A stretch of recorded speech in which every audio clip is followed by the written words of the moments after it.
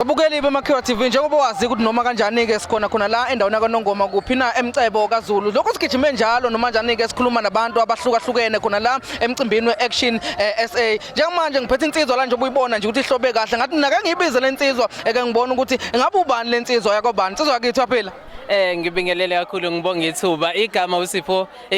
Mtshali canvassing manager eregion yaseThekwini. Oh okay insizwa yakithi wahloba kahle kangaka inkosi umthatha lo mhlobo omuhle kangaka ayikho enye into esenzelayo yabona uAction esengendlela osanda ngayo uqala kanje ukukhombisa ukuthi yini ozoyenza kahle kahle engathi conteza njengoba ubone nje kukuhle kudelile kunje uAction nginethemba elikhulu ukuthi abantu bazosipha ithuba basiboleke nje ivote esicelayo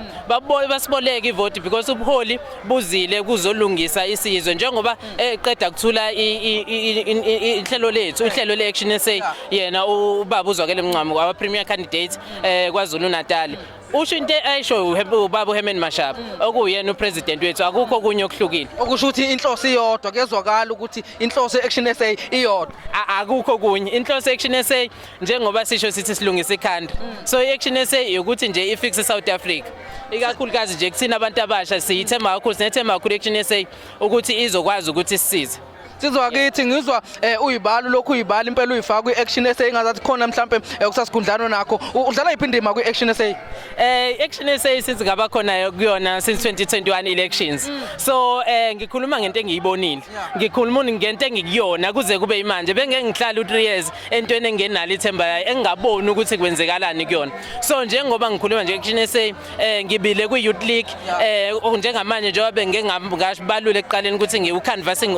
officer ishuthi ngibhekelele icanvassing through Action SA ama membership everything ukhuluma nayo Sipho Mtshali mhlambe mfowethu mhlambe ongazi icanvassing yini leyo mhlambe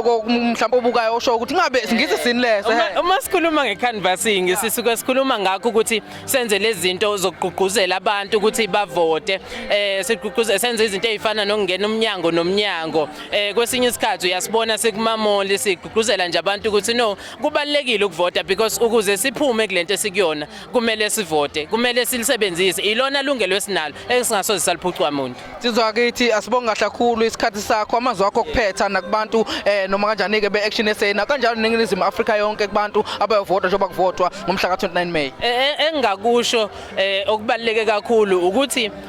ngigqugquzela abantu base South Africa ngiyazi ukuthi sebekhathele and futhi seside lesikhathi ipolitiki idlale ngathi but then asinakho kunye esingakusebenzisa ngaphandle ukuthi sisebenzise ivoti lethu